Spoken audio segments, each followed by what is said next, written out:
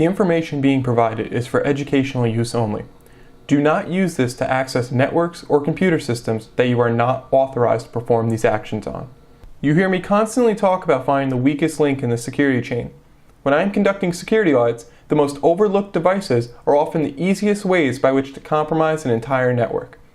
By this I mean printers, network cameras, Wi-Fi enabled thermostats, and other network devices of this nature. No one thinks about updating the firmware on these devices because they perform the job they are supposed to. It is not uncommon for these to be running the same firmware they had when they were first purchased for the entirety of their lifetime. This means that many of these devices are running firmware that is years out of date with many known vulnerabilities. Today we are going to take a look specifically at network security cameras and how I use them to undermine security. Please note that I will be blurring any identifiable information and will provide an overview without creating a step-by-step guide that someone with malicious intent would be able to follow. We're going to start out on a service called Shodan. To understand what Shodan does, imagine you ran an Nmap scan on the entire internet. Here we are able to use filters and a search bar to narrow down our target. I can use org to specify an organization or ISP, state or country for location, and many more.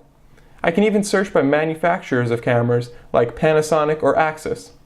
The first step in ensuring that your cameras are secured is to make sure they are not publicly indexed.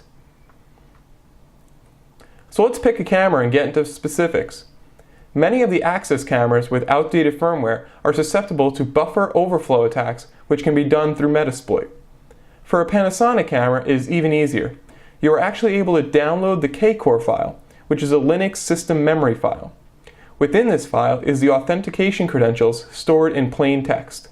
This means that the username and password are being given to you without you even having to brute force them.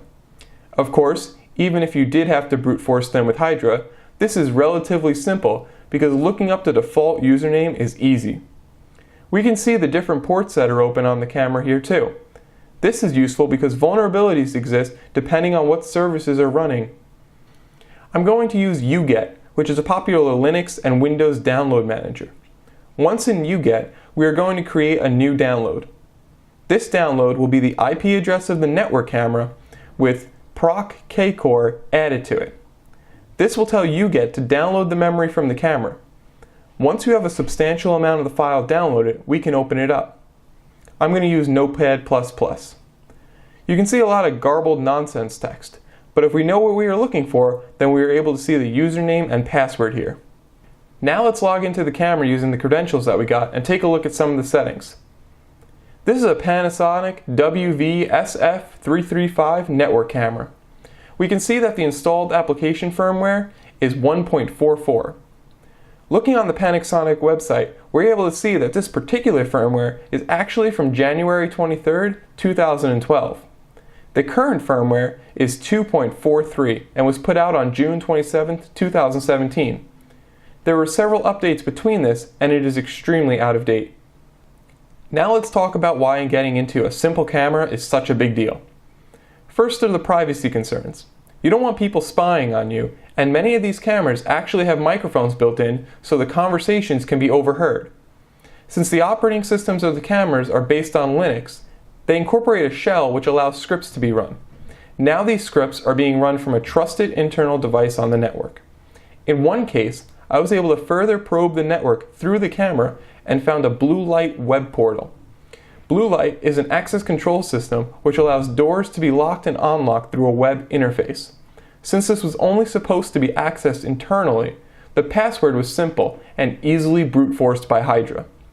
This gave me complete control of the cameras and access control system. Remember, the example I gave involves a camera, but it could be any device. Stay alert to new exploits that affect your hardware and stay on top of updates.